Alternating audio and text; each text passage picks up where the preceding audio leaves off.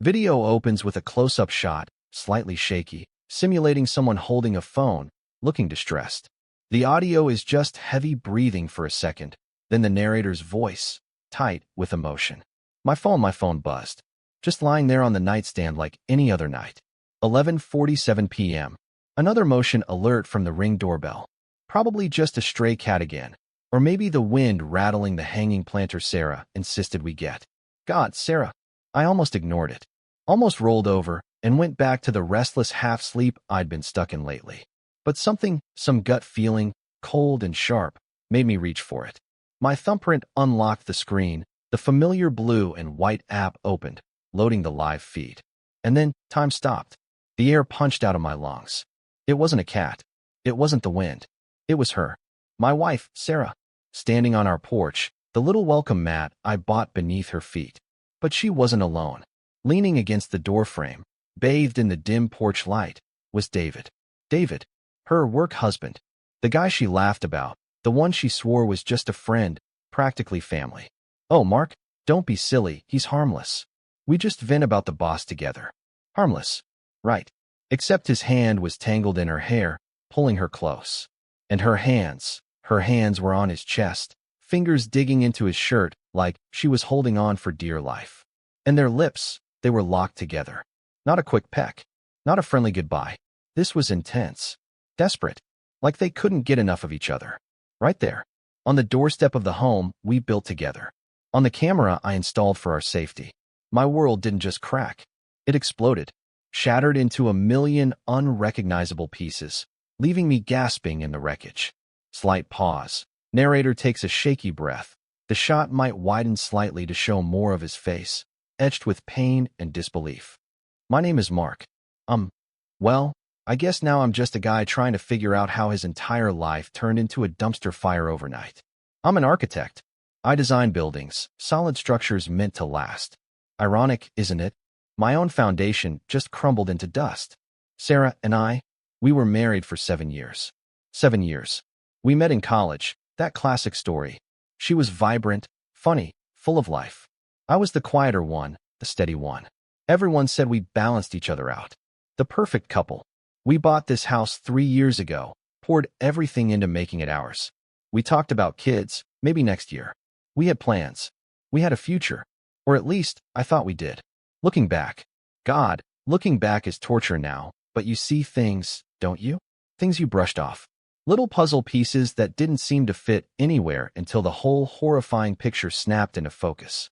The late night started about 6 months ago. Project deadline, she'd say. Texting me she'd be home after midnight. Team dinner, another time. Always work-related. Always involving David, because they were on the same team. He was married too, supposedly happily. Sarah would mention his wife sometimes, Brenda. Said they'd all grab drinks eventually. It never happened. Then there were the phone calls she'd take out on the patio, her voice hushed. If I walked out, she'd quickly hang up or switch to overly cheerful chatter. Just work stuff, coordinating the presentation. She'd wave off my questioning glance. Her phone suddenly had a new passcode.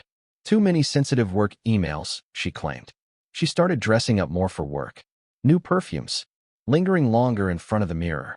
I complimented her, told her she looked amazing. Stupid, right? I thought she was just feeling good about herself. Maybe getting that promotion she wanted. I didn't want to be the jealous, suspicious husband. I trusted her. 7 years of trust, flushed down the drain in a 30-second video clip. David, the work husband. It started as a joke, I think. Or maybe that's just what she told me. Everyone at the office has one. She'd laughed it off when I first heard the term. It just means you have a male friend at work you're close with, someone you can rely on. She talked about him constantly. David said this. David helped with that. David's hilarious story about the coffee machine. It grated on me sometimes, the sheer volume of David in our conversations, but I pushed it down. I told myself I was being insecure. He was just a colleague. A friend. She told me. She looked me in the eyes and told me there was nothing to worry about. She even got annoyed if I seemed hesitant. Are you seriously questioning my friendship with David? After all this time? I thought you trusted me, Mark. The guilt trip worked every single time. Because I did trust her. Or I desperately wanted to. That night, the night it all blew up. I had come home, maybe an hour earlier than usual. A project meeting finished early. The house was quiet.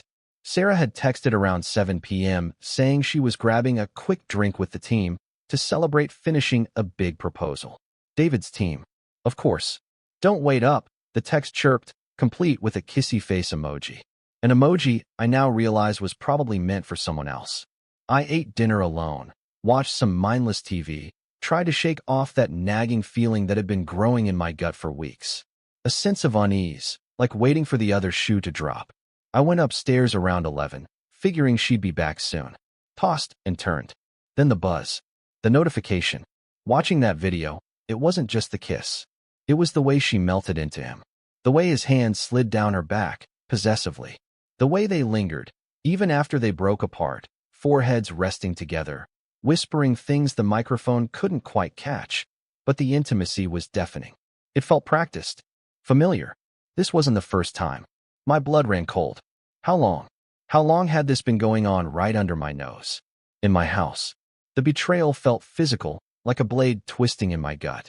Every shared memory, every "I love you." Every plan we ever made felt instantly tainted, corrupted. Was any of it real? Did she ever truly love me?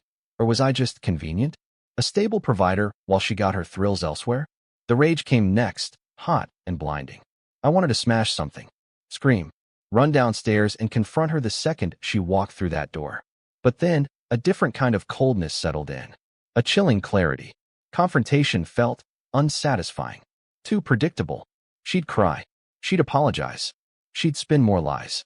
Maybe she'd even try to blame me. No, this required something else. The architect in me, the part that plans, that builds, that understands structure, it started to stir beneath the pain. If she could tear down our life so carelessly, maybe I needed to deconstruct it just as deliberately. Piece by piece. The narrator looks directly into the camera, his eyes hard. I saved the video, backed it up to the cloud, emailed it to a secure address only I knew. Evidence. Proof. The foundation for whatever came next.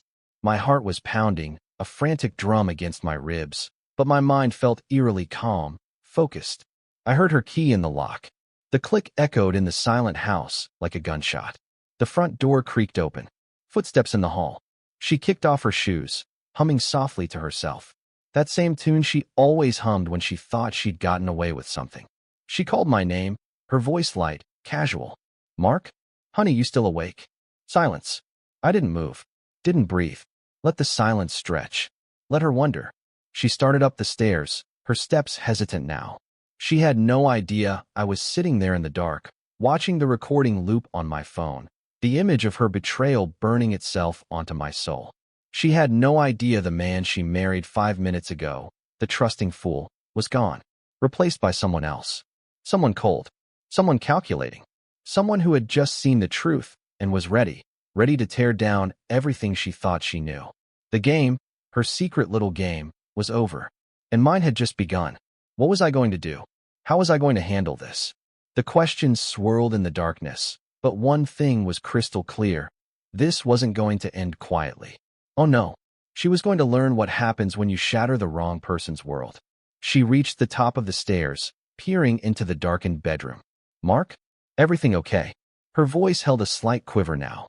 Maybe my silence was unnerving her. Good. Let her feel a fraction of the unease churning inside me. I didn't turn on the light. I just swiveled my chair to face the doorway, the faint glow from my phone screen illuminating my face just enough for her to see the expression on it.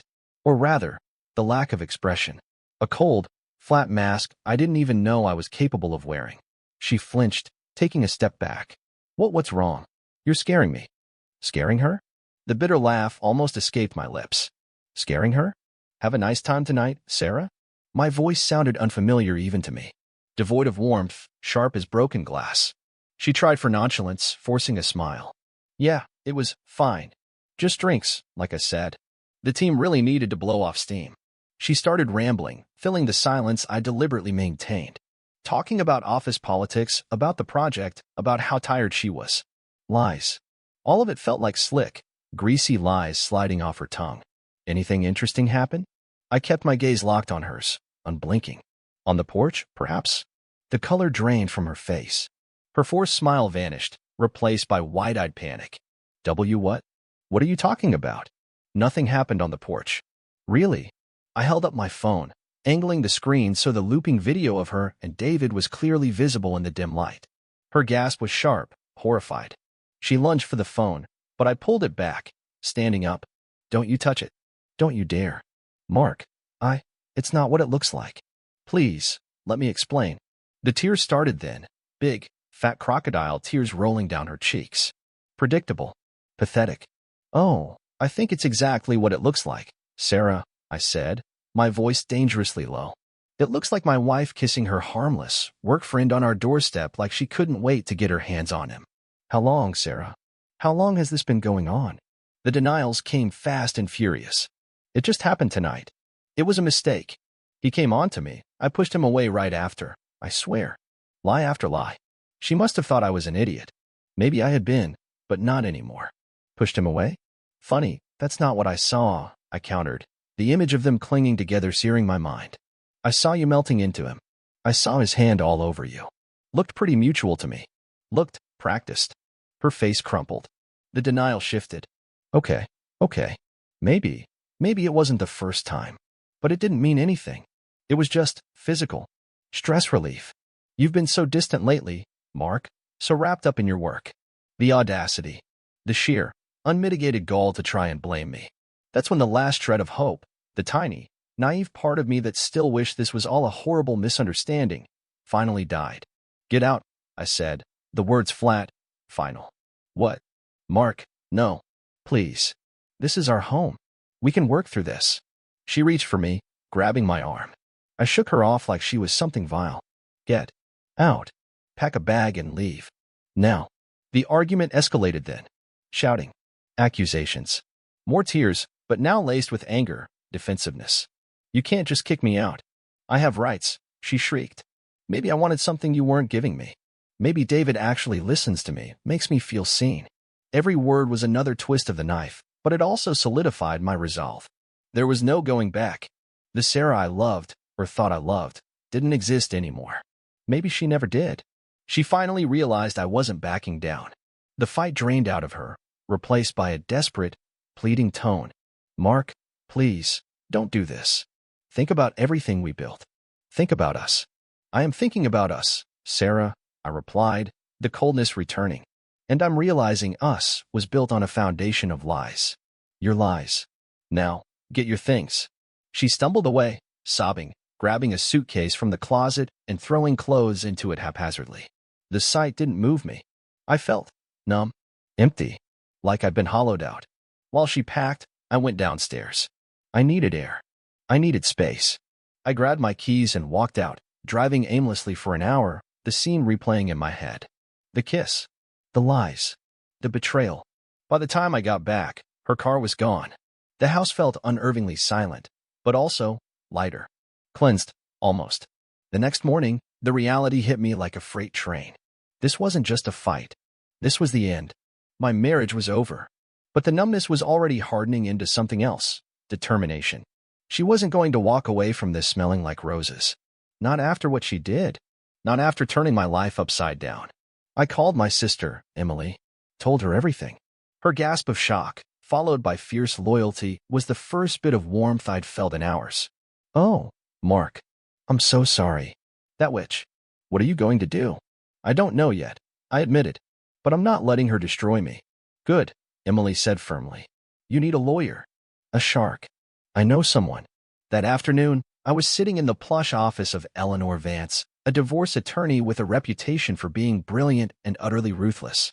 I laid out the story, showed her the Ring video. Her expression remained neutral, but her eyes sharpened. The doorbell camera footage is gold, Mark, she said, her voice crisp and professional. Irrefutable proof of adultery. In this state, that gives us significant leverage, especially regarding asset division and alimony. Leverage. The word resonated. This wasn't just about emotional pain anymore. It was about protecting myself, my future. Eleanor started outlining a strategy. First, secure the finances. She advised immediately moving half the funds from our joint savings account into a separate account in my name only. We need to prevent her from draining the accounts out of spite or panic, she explained. Next, gather more evidence. Phone records, credit card statements. Did she use marital funds for hotel rooms? Gifts for David? We needed to document everything. While Eleanor focused on the legal blueprint, I started thinking about David. What was his situation? A quick online search revealed he was indeed married, with 2 young kids. He lived in a nice suburban neighborhood. Worked at the same firm as Sarah, a step above her in seniority. Did his wife, Brenda, know? Probably not. Did his bosses know about the workplace affair? Unlikely, especially if it violated company policy on fraternization, which it often did in management positions. Vulnerabilities. Weak points. The architect and me started sketching out potential pressure points. The texts and calls from Sarah started rolling in. First apologetic, begging me to talk. Then angry, demanding access to the joint account, which I had already partially secured, thanks to Eleanor. Then tearful voicemails about how lost she was, how she missed me, how it was all a terrible mistake. I didn't respond to any of them. Each ping on my phone just hardened my resolve. She wasn't sorry for what she did. She was sorry she got caught.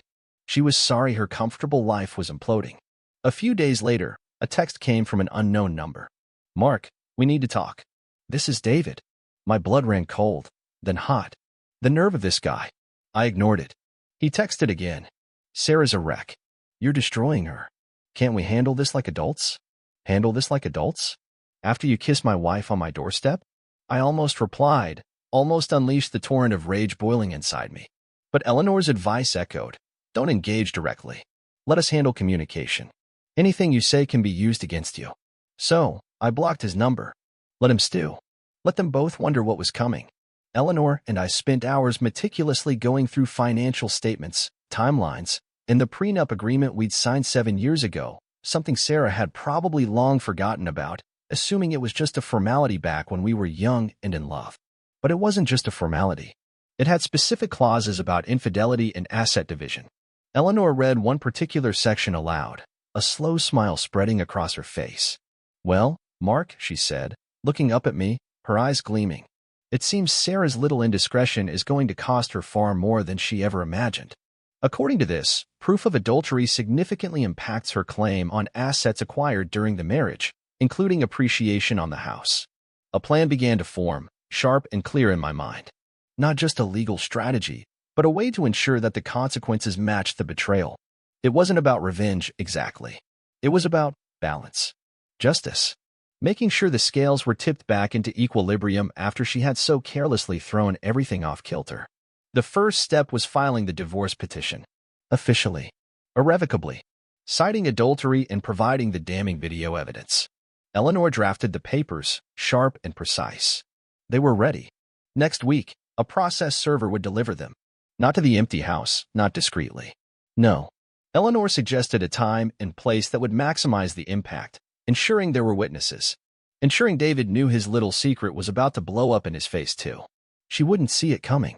She thought she could control the narrative, maybe talk her way back in. She had no idea the blueprint for her downfall was already finalized, stamped, and ready for construction. The demolition phase was about to begin. The following Tuesday felt charged, like the air before a thunderstorm. Eleanor had arranged for the process server to arrive at Sarah's office building during lunchtime. Not just anywhere in the building, but in the lobby cafe, a place known for being bustling with employees from various floors, including, crucially, Sarah and David's department. The timing was deliberate, public, yet professional enough to be undeniable. I wasn't there, of course. Eleanor had insisted I stay away, maintain emotional distance, let the legal process unfold impersonally. But I could picture it. Sarah, probably laughing with colleagues, maybe even sitting with David, trying to pretend everything was normal between them, planning their next clandestine meeting. And then, the polite but firm interruption. "Sarah Miller? These are for you." The thick envelope handed over, the confused look turning to dawning horror as she registered the court seal, the words, "Petition for dissolution of marriage." My phone rang less than 30 minutes later. It wasn't Sarah, though. It was an unknown number, but I had a strong suspicion. I let it go to voicemail. The message, when I listened later, was choked, furious. "David, what the hell did you do, Mark? Everyone saw. You're trying to ruin me. You need to call this off." Ruin him? He seemed to have conveniently forgotten his role in ruining my life. I deleted the voicemail without a flicker of emotion. His panic was just confirmation that the first phase of the plan had hit its mark. Sarah's calls started immediately after. Dozens of missed calls. Text ranging from desperate please, Mark, please, we need to talk. This is insane, to outright threats, you'll regret this. I'll fight you on everything. I didn't answer. Eleanor had been clear. All communication goes through her. Let Sarah's panic simmer.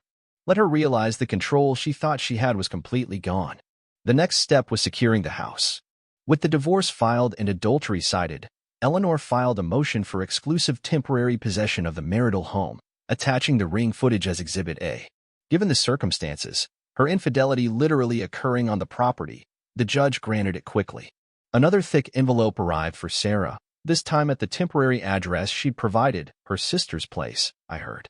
She had 48 hours to arrange, through our lawyers, a time to retrieve her remaining personal belongings under supervision. The house, our home, was mine now, at least for the duration of the proceedings. It felt strange, walking through the silent rooms, seeing traces of her everywhere, a book left on the nightstand, her favorite mug in the kitchen. But there was no sadness, just a cold resolve. This was necessary. The financial fallout hit her next. The joint account was frozen pending court orders, except for basic living expenses Eleanor had agreed to allow her temporary access to, emphasizing its temporary nature. Her credit cards, linked to the joint account, were declined. The comfortable lifestyle she'd taken for granted vanished overnight. I heard through Emily, who still had some mutual acquaintances, that Sarah was scrambling, borrowing money from her parents, complaining bitterly about how unfair it all was. Unfair? The irony was staggering. But the biggest blow, the one designed to dismantle the core of the betrayal, was yet to come. David's wife, Brenda. Eleanor had advised caution here. Involving third parties could sometimes backfire. But I felt it was necessary. Brenda deserved to know who her husband really was, what he was doing behind her back. I debated how to do it. An anonymous email? A letter? In the end, I opted for something direct but untraceable back to me personally, ensuring plausible deniability while achieving the objective. Eleanor had a private investigator she occasionally used for discreet information gathering. For a modest fee, he could ensure a certain USB drive containing a copy of the Ring video, along with printouts of a few suspiciously timed expense reports David had filed for client dinners on nights Sarah had also been working late. Found its way into Brenda's mailbox. No note. No explanation. Just the evidence. The explosion was nuclear. Within a week, David was reportedly kicked out of his house. Brenda, armed with the same kind of irrefutable proof I had, filed for divorce immediately. The word spread like wildfire through their company.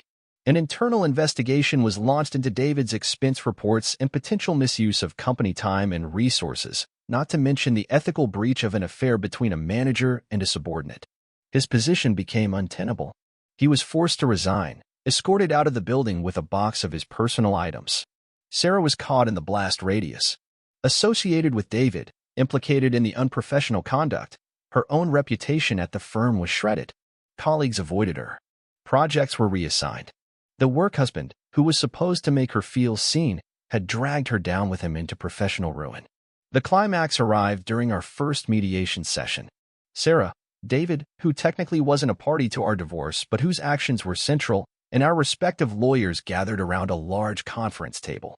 Sarah looked haggard, pale, shadows under her eyes. David looked furious, defeated, and somehow smaller than I remembered. Sarah's lawyer tried to argue for a more equitable settlement, downplaying the affair, calling the Ring video an isolated incident born of stress. That's when Eleanor calmly slid Exhibit B across the table, printouts of hotel bookings made on a credit card Sarah had secretly opened, dates coinciding with her late nights at work. Followed by Exhibit C, phone records showing hundreds of calls and texts between her and David outside of work hours over the past 8 months. And finally, Exhibit D, a copy of the prenuptial agreement, with the infidelity clause highlighted. Sarah stared at the documents, her face crumpling. The fight visibly drained out of her. Her lawyer looked grim.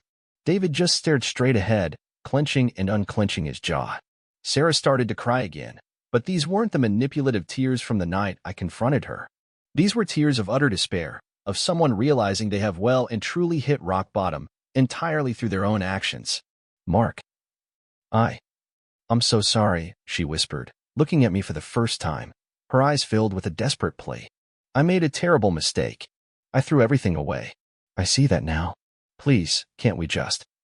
I met her gaze, my expression unyielding. The architect who built things was now the demolition expert. There's nothing left to talk about, Sarah, I said, my voice calm, final. You made your choice on the porch that night. Repeatedly, it seems. These are just the consequences. I nodded to Eleanor. We're done here. Eleanor gathered our papers. My client stands by the terms outlined in the petition and the prenuptial agreement, she stated coolly. We expect your full compliance. I stood up, not giving Sarah or David another glance. Walking out of that room, leaving the wreckage of their lives smoldering behind me, felt like shedding a massive weight. It wasn't joy, not yet. It was the grim satisfaction of a necessary, painful demolition completed according to plan. The structure of lies they'd built was razed to the ground. Sarah had lost her marriage, her home, her financial security, her job prospects, her reputation. David had lost his family, his career. They had chased a cheap thrill and paid the ultimate price. As I walked out into the sunlight, I didn't look back. The scars were deep, the pain still lingered beneath the surface, but for the first time since seeing that sickening video, I felt a sliver of something else. Freedom. The foundation was clear. Now, finally, I could start thinking about rebuilding. But first, the legal formalities, the final signatures. The storm had broken, the main structure had collapsed. Now came the cleanup, and the long, quiet process of laying a new foundation, one built on something stronger than secrets and lies. A year and a half. 18 months since that mediation session, since the final divorce papers were signed, severing the last legal tie that bound me to Sarah. 18 months can feel like a lifetime when you're navigating the emotional and practical debris left by such a catastrophic implosion. The first few months were gray. The house felt too big, too quiet. Echoes of laughter, arguments, and shared routines lingered like ghosts. There were days I barely left my home office, burying myself in architectural plans, trying to create order on paper when my own life felt chaotic. Therapy helped. Talking it through, processing the anger, the grief, the betrayal, without letting it consume me.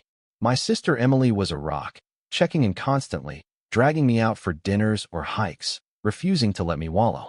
Friends rallied around too, the true ones, offering support without judgment. Slowly, painstakingly, I started clearing the rubble. I redecorated the house, room by room, reclaiming the space, making it solely mine.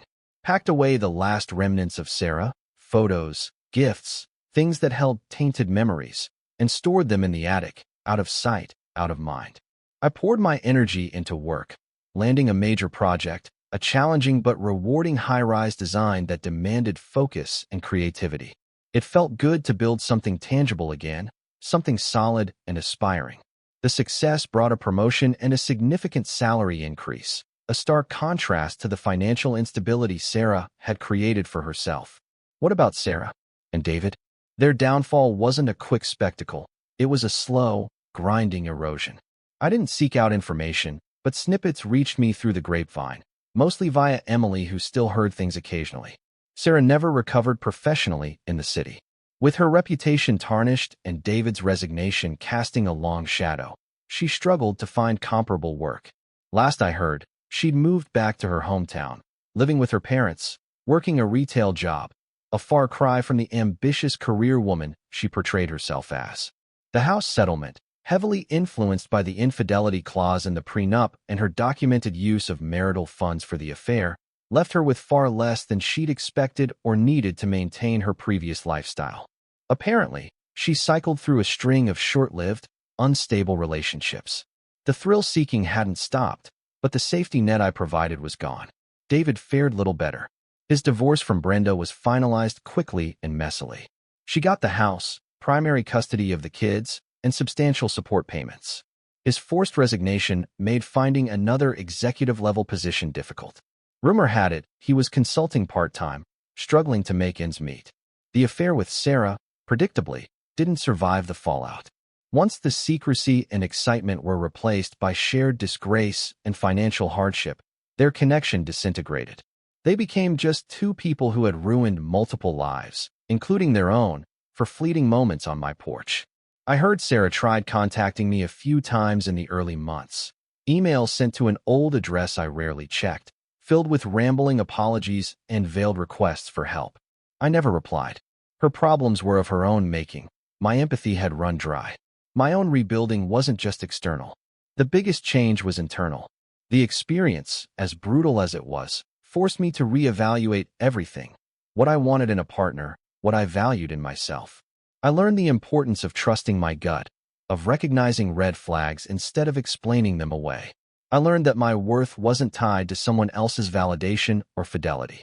The pain forged a stronger sense of self-reliance, a quiet confidence I hadn't possessed before. I started prioritizing my own well-being, hitting the gym regularly, reconnecting with old hobbies, traveling a bit. About 6 months ago, I met someone. Anna.